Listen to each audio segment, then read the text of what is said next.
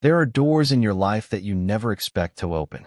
They sit flush with the wall, their seams painted over so many times you forget they are even there, forgotten thresholds to rooms you never knew existed.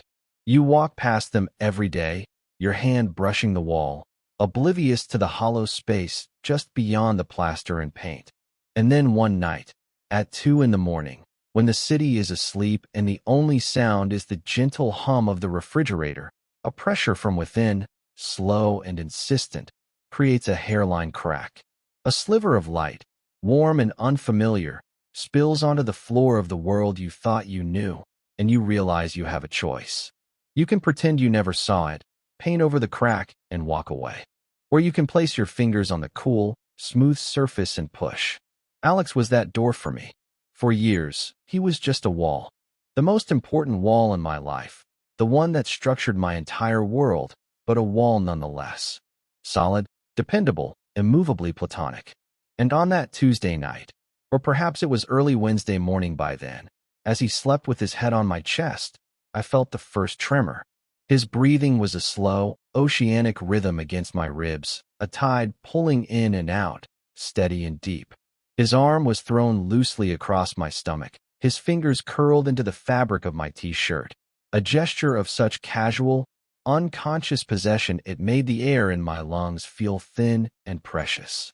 The lamplight from the corner of the room cast the sharp, beautiful lines of his face in soft gold and deep shadow, illuminating the sweep of his eyelashes against his cheek, the slight parting of his lips. He was a sculpture of peaceful exhaustion, a fallen monument in the quiet landscape of my living room. This was not the first time we had ended up like this. In the months since his world had fractured, my couch had become his sanctuary, and my presence, it seemed, his anesthetic. But this time felt different. The usual architecture of our arrangement, his desperate need for comfort, my silent, aching willingness to provide it, had shifted. A new element had been introduced into the equation, a variable that threatened the entire stable, painful structure I had built around my heart. A quiet question, whispered in the dark of my bedroom a few nights prior, had been the pressure that created the crack. Now, as he slept, I was the one left awake in the silence, staring at the faint line of light it had created, terrified of what it meant to push the door open, and even more terrified of what it would mean to leave it closed forever. I was a photographer. My life's work, my entire way of being, was built on the principle of observation without interference. I was meant to frame the world, not to step into the frame and alter the composition.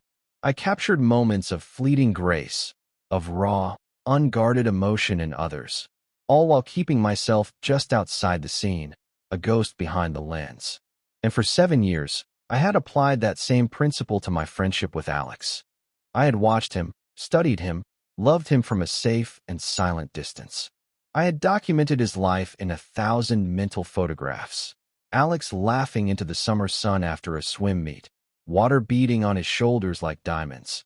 Alex hunched over an engineering textbook, brow furrowed in concentration, chewing on the end of a pen. Alex looking impossibly handsome and impossibly sad in a suit at his father's funeral. Alex with his arm around Sarah, his girlfriend of 3 years, smiling a smile that I, in my catalog of his expressions, knew did not quite reach his eyes. I was the curator of his life, a silent archivist of a love I was never meant to have. We met in a grossly overcrowded lecture hall during our freshman year of college, a cavernous room where the professor was little more than a speck at the bottom of a tiered sea of faces. I was there because it was a required arts and humanities credit, a box to be ticked. Alex was there, as I would later learn, because he'd gotten the time of his own required lecture wrong and had simply slid into the nearest available seat in a panic. He landed next to me like a friendly golden retriever, all sprawling limbs and an easy, unapologetic grin. He smelled faintly of chlorine and coffee. He dropped a thick textbook on the floor with a deafening thud, whispered a loud and theatrical apology to the room at large, and then turned to me and said, "So, what did I miss?" with a wink that was so guileless and charming it was impossible to be annoyed. That was Alex. He moved through the world with an assumption of welcome, a bright, kinetic energy that drew people into his orbit effortlessly. He was the sun, and I, with my quiet corners and shadowed thoughts, had always been more of a moon, content to reflect a borrowed light. I was an unlikely satellite for a star like him, but somehow, our orbits locked into place. Our friendship was forged in the crucible of late-night study sessions fueled by lukewarm coffee and cold pizza, in the shared misery of final exams and the triumphant, beer-soaked celebrations that followed. He would decipher complex physics problems for me, and I would help him shape his clumsy, earnest essays into something coherent. He was the only person who seemed to understand my need for silence, who could sit with me for hours without needing to fill the space with noise, and I was the only person, he once told me, who saw him when he wasn't performing. I knew I was in love with him by the spring of our sophomore year. It wasn't a sudden, crashing realization. It was more like the slow, imperceptible turn of a season, a gradual warming that I didn't notice until the whole landscape of my inner world had changed. The moment of true awareness, the one I filed away in my mental archive under the heading, "The Beginning of the End of Peace," happened on a Tuesday afternoon. He had just finished swim practice and met me on the main quad, his hair still damp, his face flushed with exertion. He was telling me some ridiculous story about his coach, gesturing wildly, his laughter a loud, bright sound in the soft afternoon air. The sun caught in the droplets of water clinging to his hair, and for a split second, he was surrounded by a halo of fractured light, a momentary, accidental saint. And in that instant, the carefully constructed walls of my platonic affection crumbled to dust. The feeling that rushed into the space wasn't just friendship, wasn't just admiration. It was a deep, resonant, and terrifying thing, a chord struck in the very center of my being. It was love, and I knew, with the cold certainty of a prophet, that it would be the source of my greatest joy and my most profound sorrow. I did what any sensible, terrified person would do. I buried it. I packed it down deep, covered it with layers of carefully maintained friendship, and pretended it wasn't there. I learned to live with the quiet ache in my chest when he would talk about a girl he liked, to master the subtle art of the supportive friend while my own heart was quietly breaking. I became an expert in emotional misdirection. The friendship was too precious, too vital. It was the central pillar of my life, and I would not risk it for a love that could never be returned. He was Alex, my best friend. He was straight. That was the unchangeable, immutable fact of our universe. So I stayed behind my lens, observing, documenting, and never, ever interfering. For years, the system worked. He dated. I offered advice, listened to his frustrations, and celebrated his happiness when it came. I met a succession of his girlfriends, all of them perfectly nice women who, I could tell, were slightly baffled by the intensity and intimacy of our friendship.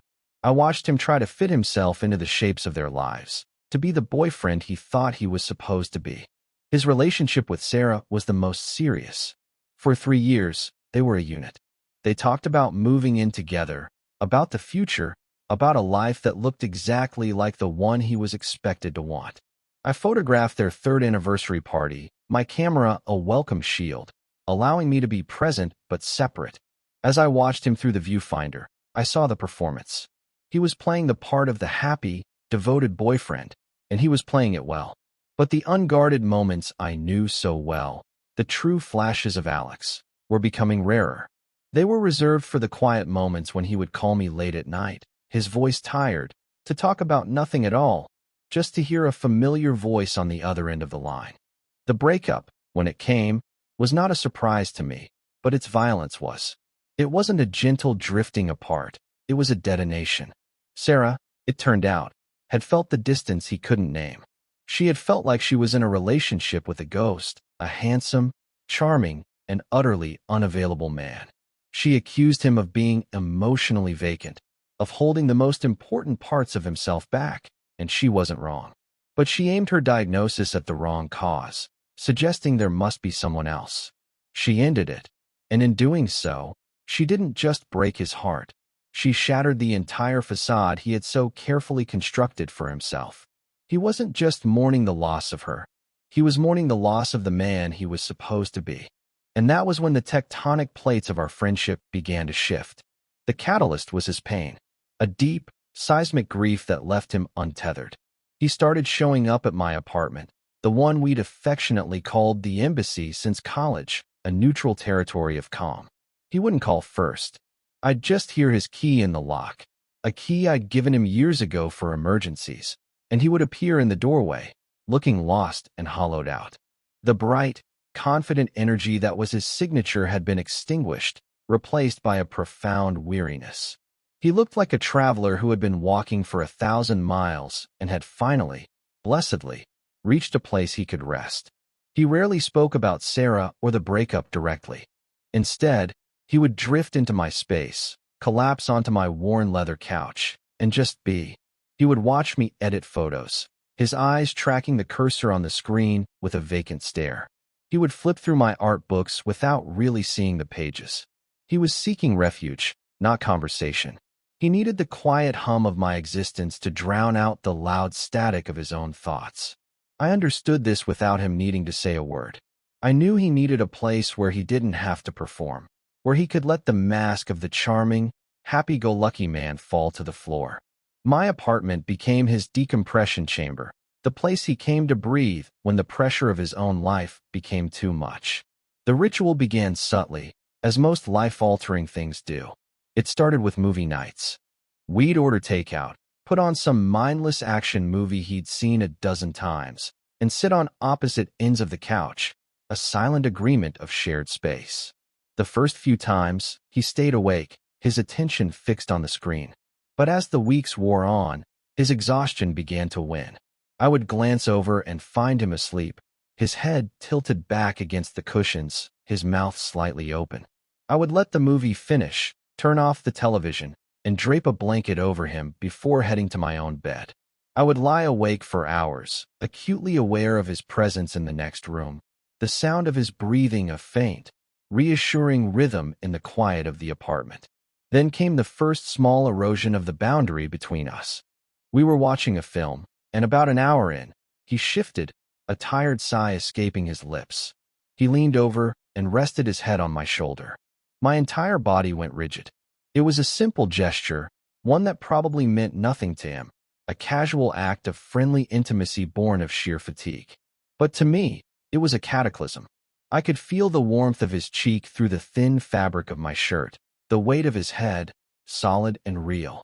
I could smell the faint, clean scent of his shampoo.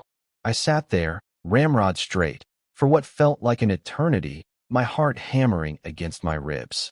I was terrified to move, to breathe, to do anything that might shatter the fragile, impossible moment. Eventually, my own survival instinct forced me to relax. I slowly, carefully, let my own head rest against his. He shifted slightly, a soft, contented sound in his throat, and settled more firmly against me. And that was how we stayed until the credits rolled. That night, a new clause was written into the unspoken contract of our movie nights. Leaning became the norm. It was his way of surrendering to his exhaustion, and my silent acceptance was my way of telling him it was okay. I became a student of the subtle language of his weariness. I learned the difference between the light, hesitant pressure that meant he was just resting his eyes, and the heavy, bone-deep slump that meant he was truly gone, lost to a sleep so profound it seemed like a kind of hibernation. I treasured these moments with a fierce, painful tenderness. It was a form of intimacy I had never dared to imagine, a physical closeness that existed in a perfect, precarious gray area. He needed comfort. I was his friend. It was that simple, and that profoundly, agonizingly complicated. The next evolution of the ritual felt both inevitable and shocking. He had burrowed against my side, his head on my shoulder as usual, but a chill had settled into the apartment with the late autumn rain. He shivered, a small, involuntary tremor. Half asleep, his voice thick and muffled against my shoulder, he murmured, "So cold." And then, before I could process what was happening, he uncurled himself from his end of the couch and simply draped himself over me. pulling the throw blanket over both of us. His arm went around my waist. His head found the curve of my shoulder and neck, and his legs tangled with mine. He was a furnace of warmth, a solid, breathing weight pinning me to the cushions. My mind went completely, utterly blank. Every circuit of rational thought overloaded and shut down. All that was left was sensation. The feeling of his chest rising and falling against my side. The tickle of his hair against my jaw. The secure, startling pressure of his arm around me. It was everything I had secretly, foolishly, desperately wanted for 7 years, and it was happening under the guise of plausible deniability. He was cold. He was half asleep. He was my best friend. It meant nothing. It meant everything. I lay there, trapped in a state of blissful agony, until my own exhaustion finally claimed me. I fell asleep in his arms, a thing I had never even allowed myself to dream of. And when I woke hours later, cramped and stiff in the gray light of dawn, he was still there, holding me as if he were afraid I might drift away. This became our new normal. He stopped pretending he was going to go home. His overnight bag found a permanent home by my front door. Our evenings would end with us tangled together on the couch, the television flickering in the dark, our shared breathing the only soundtrack. It was a strange, secret domesticity. We never spoke of it. In the morning, he would untangle himself with a sleepy groan, run a hand through his messy hair, and we would make coffee in a comfortable silence, acting as if nothing out of the ordinary had occurred. We were two actors in a play where neither of us had read the script, improvising our way through scenes of profound intimacy without ever acknowledging the plot. For him, I suspected, it was a refuge from loneliness, a purely physical comfort that soothed the raw edges of his grief. For me, it was a slow, beautiful form of torture, a nightly reminder of everything I wanted and could never truly have. I was living in a dream that I knew I would eventually have to wake up from. The final boundary was my bedroom door. It was an invisible line he had never crossed. He always slept on the couch, even after I'd insisted countless times that it couldn't be comfortable. He would just wave it off, saying he slept better there anyway. I knew it was his way of maintaining the last shred of separation, of keeping our strange new arrangement from tipping over into something else entirely. My bedroom was my space, a sanctum he respected, until the night of the nightmares. I was woken by a sound from the living room, a choked, desperate cry. I sat bolt upright in bed, my heart pounding. I threw off the covers and rushed out. I found Alex thrashing on the couch, tangled in the blanket, his face contorted in the grip of a dream. He was muttering Sarah's name, his hands clenched into fists. I reached out and touched his shoulder, calling his name softly. Alex. Hey, Alex. Wake up. His eyes flew open, wide and wild with panic. For a moment, he didn't recognize me. He looked straight through me, his chest heaving. Then, slowly, recognition dawned, and the terror in his eyes was replaced by a wave of raw, desolate shame. He sat up, pushing his hair back from his sweat-dampened forehead. He wouldn't look at me. Sorry, he mumbled, his voice hoarse. Bad dream, it's okay, I said, my voice softer than I intended. I sat on the edge of the coffee table, facing him. The silence in the room was heavy, filled with the ghosts of his dream. He finally looked at me, and his eyes were so full of a broken, weary loneliness that it felt like a physical blow. I can't. I don't want to be alone right now, he whispered. It was the most vulnerable I had ever seen him, a confession of need so pure and unvarnished it stripped away all my defenses. He looked toward my bedroom door, then back at the floor, as if he couldn't bring himself to ask. You can sleep on the floor in my room, he said, his voice barely audible. If you don't mind, the absurdity of the offer, of this 6'2" athlete offering to sleep on my floor like a dog, was heartbreaking. Don't be an idiot, Alex, I said, the words coming out more gently than I felt. The bed is big enough for two. Come on. I stood up and walked back to my room, leaving the door open behind me, an invitation. I didn't look back to see if he was following. I just climbed back into my bed, sliding over to one side, and waited, my body tense. A moment later, I heard his footsteps, hesitant on the hardwood floor. The mattress dipped as he got in, his movements careful, as if he were trying not to disturb a sleeping animal. He lay on his back on the far edge of the bed, a rigid line of tension, as far away from me as he could get while still being in the same bed. We lay there in the dark for a long time, not speaking, the space between us a charged and humming void. It was a chasm 6 inches wide and a universe deep. I could hear his breathing, faster now, more shallow than when he slept.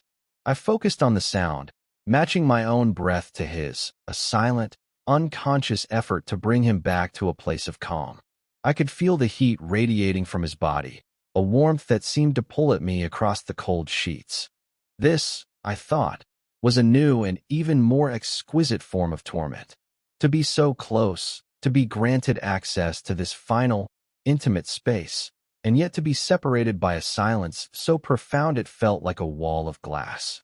This, too, became a ritual. It didn't happen every night, but on the bad nights, the ones when the ghosts of his past life were too loud, he would appear at my bedroom door, a silent question in his eyes. And I would just nod and move over. We always maintained the pretense of the space between us. We slept back to back, 2 solitary islands in the same sea, never touching. But I was aware of him in a way that transcended touch. I was aware of the slight shifts in his weight, the moments his breathing hitched, the times he would roll over, his back brushing against mine for a fleeting, electric second. I learned the topography of his sleep, the rhythms of his rest. And I fell more deeply, more hopelessly, in love with him in the quiet, shared darkness of my bedroom. I was living on a knife's edge, balanced between the profound comfort of his presence and the sharp, constant pain of my unrequited feelings. I knew it couldn't last, that sooner or later, the balance would fail. I just didn't know which way we would fall. The night the world tilted on its axis, it was raining. A deep, percussive autumn storm was lashing against the windows, each gust of wind a low moan. The sound filled the apartment, creating a sense of isolation, as if my small, third-floor walk-up was the only dry place in a world being washed clean. Alex was in my bed, as he had been for the past 3 nights. The storm seemed to have unsettled him, dredging up a restlessness that sleep couldn't soothe. We lay in our usual positions, back to back, but I knew he wasn't asleep. His breathing was too controlled, too deliberate. The space between us felt different tonight, not a chasm, but a taut string, vibrating with a strange, new tension. Hours passed. The digital clock on my nightstand glowed 2:17 a.m. The rain had softened to a steady, hypnotic drumming on the roof. I had almost managed to drift off when I felt him shift. He rolled over, the mattress sighing under his weight. I kept my back to him, my eyes closed, pretending to be asleep, my heart suddenly beating a frantic, panicked rhythm against my ribs. I waited for him to settle, to turn away again, but he didn't. I could feel his gaze on my back, a palpable weight. "Leo." His voice was a whisper, so quiet it was almost lost in the sound of the rain. It was tentative, fragile. I squeezed my eyes shut for a second, gathering myself, and then I rolled over to face him. The only light in the room came from the faint ambient glow of the city filtering through the blinds, casting stripes of gray and black across the bed.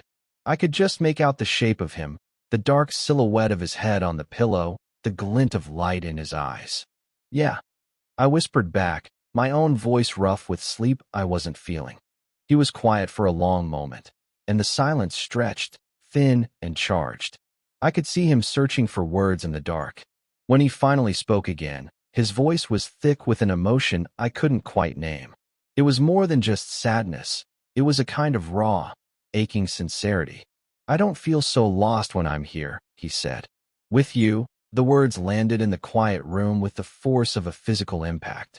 It wasn't a declaration of love, but it was a confession of need so profound, so fundamental, it stole the air from my lungs. It was an admission that my presence was not just a comfort, but an anchor. It was the key to a lock I didn't even know he had. I didn't know how to respond. "I'm glad" felt too small. "Me too" felt too dangerous.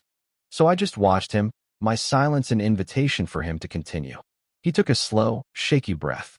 He moved his hand, the one that had been resting on the pillow between us, and his fingers brushed against mine. It was the barest, most fleeting of touches, but a jolt of electricity shot up my arm. He didn't pull away. Instead, he slowly, deliberately, laced his fingers through mine. His hand was warm and strong, his grip both firm and questioning. My heart felt like it was going to beat its way out of my chest. "Leo," he whispered again, his voice even lower now, a thread of sound in the darkness. He squeezed my hand. "Would it be okay if I kissed you?" The world stopped. The rain, the wind, the city, the passage of time, it all ceased to exist. There was only his question, hanging in the air between us, impossibly brave and impossibly terrifying. It was a question that held 7 years of friendship in the balance. A yes could save me. A yes could destroy everything. My mind, usually a chaotic storm of overanalysis, went perfectly, beautifully still. There was no calculation, no weighing of risks. There was only a deep, instinctual certainty, a truth that had been waiting patiently in the dark for its moment to be acknowledged. I didn't answer him with words. I couldn't have spoken if I'd wanted to. Instead, I tightened my grip on his hand and used it as an anchor to pull myself across the small, remaining distance between us. I closed my eyes and tilted my head, and then his lips met mine. It was not a kiss of passion, not in the way the movies show you. There was no sudden fire, no desperate claiming. It was something quieter, something infinitely more profound. It was soft, hesitant, and deeply uncertain. It was a question asked again, this time without words. It tasted of rain and salt and a loneliness so deep it felt ancient. It was a shared breath, a moment of silent, mutual confession. I could feel the slight tremor in his hand, and I knew he was just as terrified as I was. In that moment, we were just two people in the dark, seeking a truth we were both afraid to find. I brought my other hand up to cup his jaw, my thumb stroking his cheek, and the kiss deepened slightly, a slow, gentle press of confirmation. It was an answer. Yes, it would be okay. The next morning, I woke to an empty bed. The space beside me was cold. For a confused, dream-addled moment, I thought I had imagined it all. The rain, the question, the impossible softness of his lips. But the indentation on the pillow next to mine was real. The faint, familiar scent of him lingered in the air. I sat up, my heart sinking with a familiar, practiced dread. I knew, even before I looked, that he was gone. His overnight bag was missing from its spot by the door. The only evidence he'd been there at all was the 2 coffee mugs, one used, one clean, sitting by the sink. My phone buzzed on the nightstand. A text from him. My hand was shaking as I picked it up. Had to get to work early. Something came up. "See ya." That was it. No mention of the night before. No acknowledgement of the line we had so irrevocably crossed. Just a clumsy, cowardly, brutally efficient message designed to pretend it had never happened. The casual "see ya" was the worst part.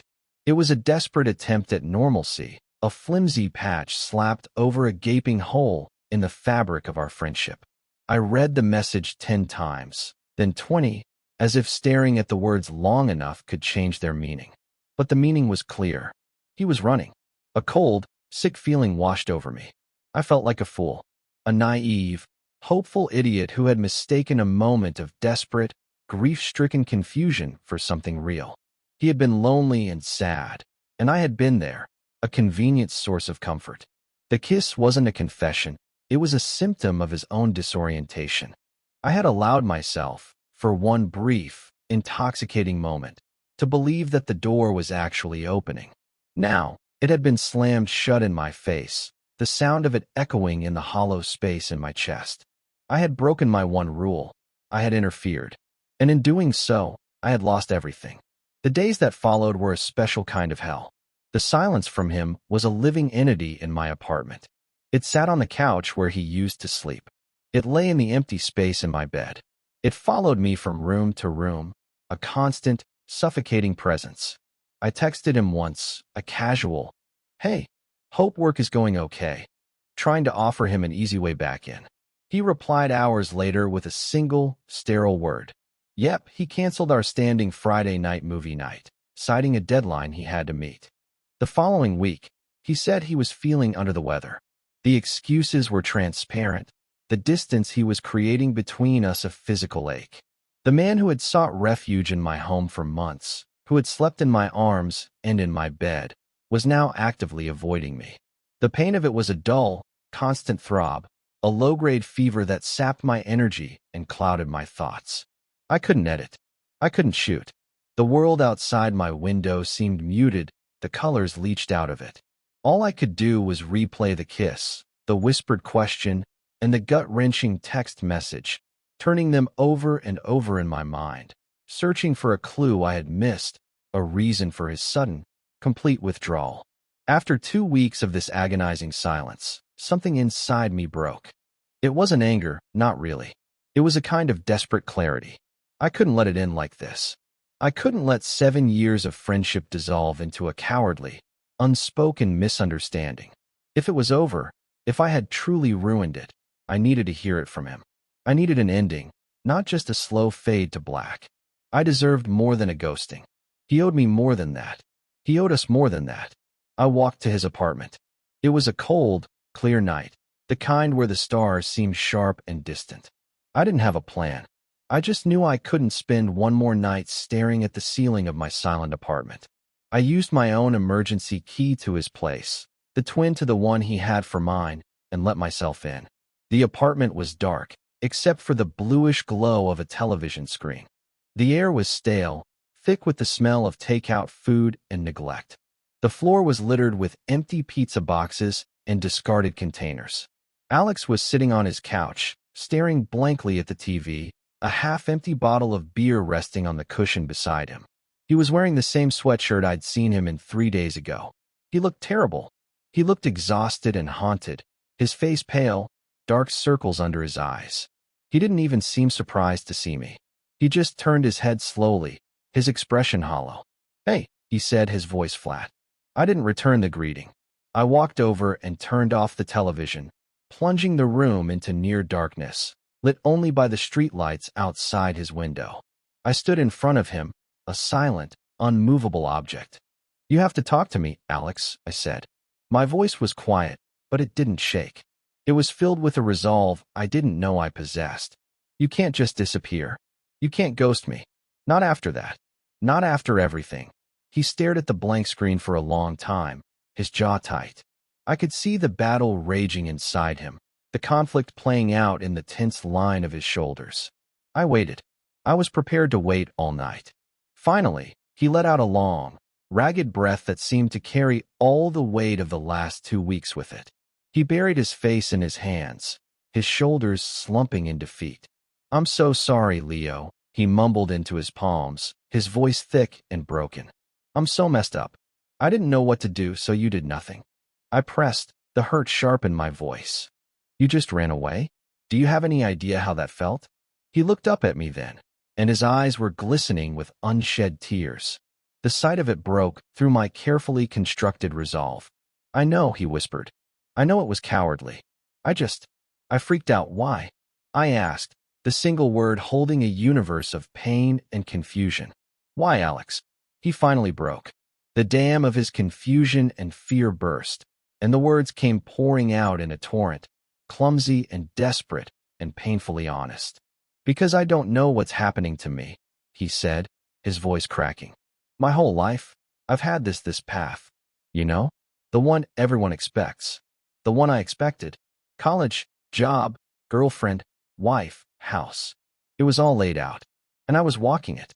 With Sarah, I was walking it. But it always felt wrong. Like I was wearing shoes that were a size too small.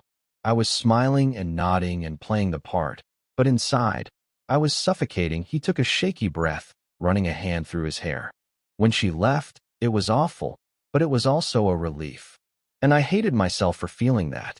And then I started coming to your place, and for the first time in, maybe ever, I felt like I could breathe. I didn't have to pretend. I didn't have to be anything. I could just be. With you. It was the only place in the world that felt real, that felt safe." He looked at me, his eyes pleading for me to understand. And that safety, it started to feel like something else. I wanted to be near you. Not just in the same room. I mean near you. That night on the couch, When I put my arm around you, it wasn't just because I was cold, Leo. It was because holding on to you felt like holding on to the only solid thing in the universe." He gestured vaguely around his messy apartment, and I didn't understand it. It didn't fit into the path. It didn't make any sense. A guy isn't supposed to feel that way about his best friend. About another guy?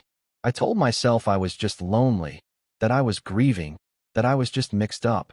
But then, that night, in your bed, I was lying there, and all I could think about was how much I wanted to turn around, how much I wanted to close that little bit of space between us. And I was so terrified.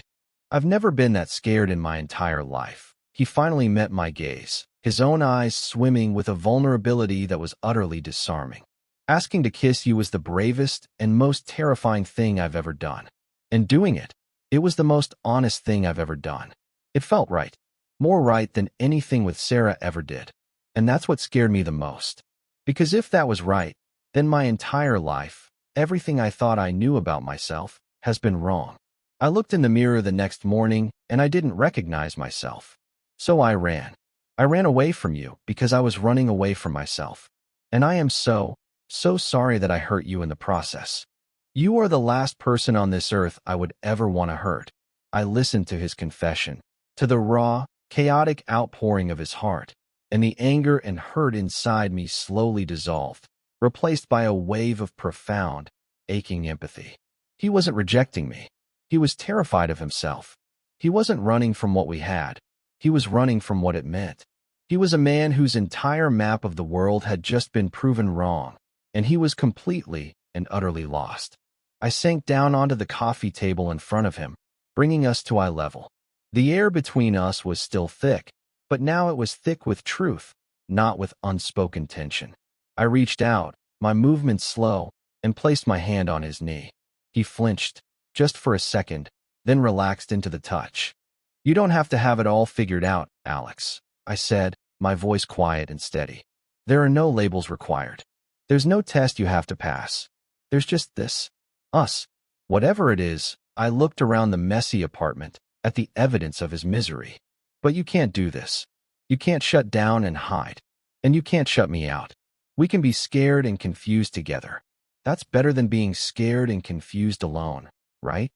A single tear escaped and traced a path down his cheek. He didn't wipe it away. He just nodded, a small, jerky movement. "Right," he whispered. I gave his knee a gentle squeeze. "So, no more running." He let out a shaky laugh that was half a sob. He reached out and covered my hand with his own. "No more running," he promised. And in the quiet of his messy, neglected apartment, surrounded by the wreckage of his old life, we began, ever so carefully, to build a new one. The weeks that followed were a study in quiet reclamation. There was no grand, cinematic moment of resolution. Instead, our new reality was built slowly, brick by brick, through a series of small, intentional acts of togetherness. It started with me helping him clean his apartment. We threw out the old takeout containers, opened the windows to let in the fresh, cold air, and scrubbed away the physical residue of his isolation. It was a simple, domestic act, but it felt like a sacred ritual, a cleansing of the past to make way for the future. We worked in a comfortable silence, our movements synchronized, a silent understanding passing between us. We were not just cleaning a room. We were clearing a space for whatever came next. He started staying at my place again, but this time, it was different. There was no pretense. He didn't arrive like a refugee seeking shelter. He arrived like someone coming home. His toothbrush appeared in the ceramic holder next to mine, a small, white and blue flag planted in new territory. A few of his sweatshirts found their way into my dresser drawer. These were not things we discussed.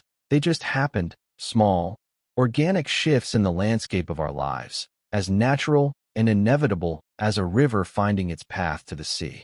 The couch became our place for talking. We spent hours there, not tangled together in a desperate search for unconscious comfort, but sitting side by side, learning to speak the new language of our relationship. He talked about his confusion, his fears about what people would think, about how to reconcile this new version of himself with the old one. I listened, not offering easy answers, because there were none. I just offered him the steady, unwavering truth of my presence. I told him that his journey was his own, and that my only role was to walk beside him for as long as he wanted me to.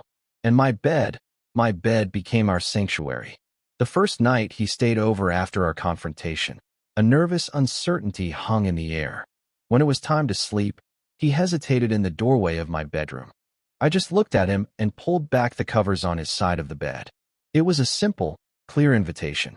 He got in, and for a moment, we lay in the old way, on our separate sides, a gulf of nervous air between us.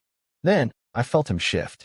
He rolled toward me, and without a word, he reached out and pulled me against his chest, his arm wrapping securely around me.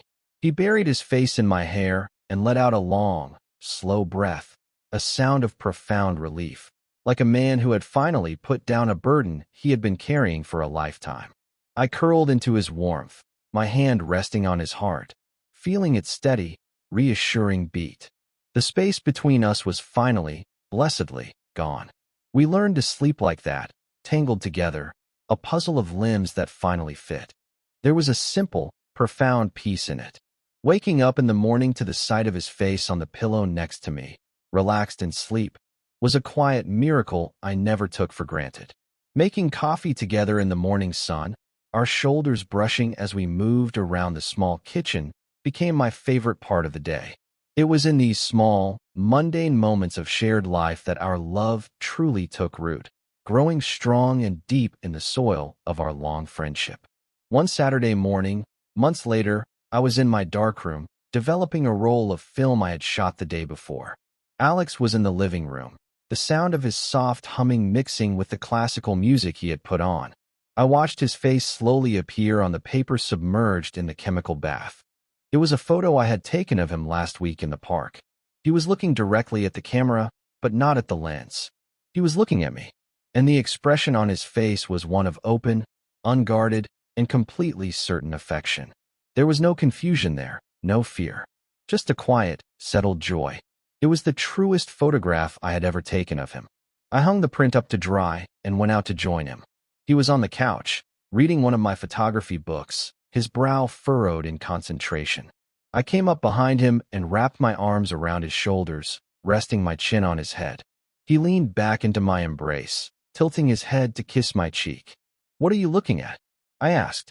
"This guy," he said, tapping a picture by a famous portrait photographer. "The way he captures people, it feels like he can see right into them." I smiled, tightening my hold on him. "I know the feeling." He closed the book and turned on the cushion to face me, taking my hand in his. He looked at me with that same expression from the photograph, the one that made my heart feel both full and weightless at the same time. He didn't need to say anything. We had moved beyond the need for constant verbal reassurance. Our love was not in the grand declarations, but in the million tiny, unspoken gestures of our shared days. It was in the way he always made sure my coffee cup was full. It was in the way I knew to leave the light on for him when he was working late. It was in the simple, profound peace of falling asleep in his arms each night. Some doors, I've learned, are not meant to be opened and walked through. They are meant to be taken down, hinge by hinge, frame by frame, until the wall itself ceases to exist. They are meant to be dismantled so that two separate rooms can become one large, light-filled space, where you can move freely without ever having to cross a threshold again. It is a slow and sometimes difficult process of demolition and reconstruction. But as I stood there, held safely in the circle of his arms, I knew, with a certainty that resonated in my very bones, that we had finally finished the work. We were home, and we began to heal in the beautiful, honest silence we'd learned to create together.